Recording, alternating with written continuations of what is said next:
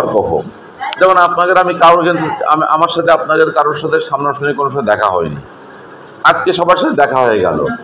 রাস্তাঘাটে পথে ঘাটে দেখা হলে যদি আপনি বলেন দাদা দাঁড়ান, আমি ও হ্যাঁ দেখা হয়েছিল ওই জায়গাটায়, কিন্তু অন্য সময় হলে আমি চিনতাম না, আপনারা আমারে দাঁড় করে কথা বলার সাহস পেতেন না, বলতেন না আমরা চিনি নে জানি না কার সাথে কথা বলবো, তাই না?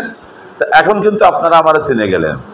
ওই যশোর টাউনের রাস্তা দিয়ে হাঁটতেছি, যদি আপনার দেখা হয় রাস্তার মধ্যে, আপনি বলতে পারবেন দাদা দাঁড়ান আপনারা কিন্তু ওই রূপদের বাজারে গেলাম, কি এরকম হবে না? তো আমি চাই যে এইরকম একটা সম্পর্ক আপনাদের সাথে আমার থাকুক। আমার লোকজন এখানে যারা আছে ওনারা আপনাদের বাড়িতে যদি নিয়ে যাবে আমি যাব।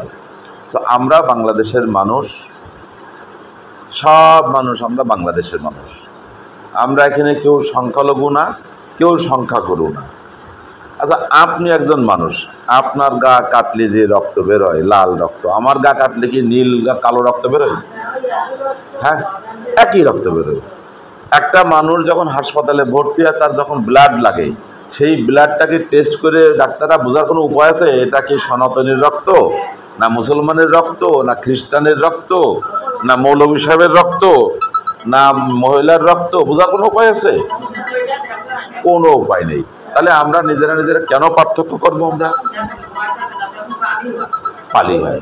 তো এইরকমই হচ্ছে যে আমরা হয়ে যায়। তা আমরা সবাই এরকমভাবে মিলেমিশে আমাদের এই বাংলাদেশ নামক দেশটাতে আমরা বসবাস করতে চাই।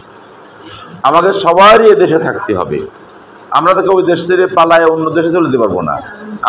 আমাদের এরকম সামর্থ্য নেই যে দেশে যাই ওই আমেরিকা ইংল্যান্ডে যে কোটি কোটি টাকা নিয়ে যে বসে বসে খাবো বা কাজ করবো, সে সুযোগ আমাদের নেই। তাহলে আমাদের এই দেশেই থাকা লাগবে। তো এই দেশে আমরা সবাই যাতে মিলেমিশে একসাথে থাকতে পারি, এটাই হচ্ছে আমাদের প্রচেষ্টা।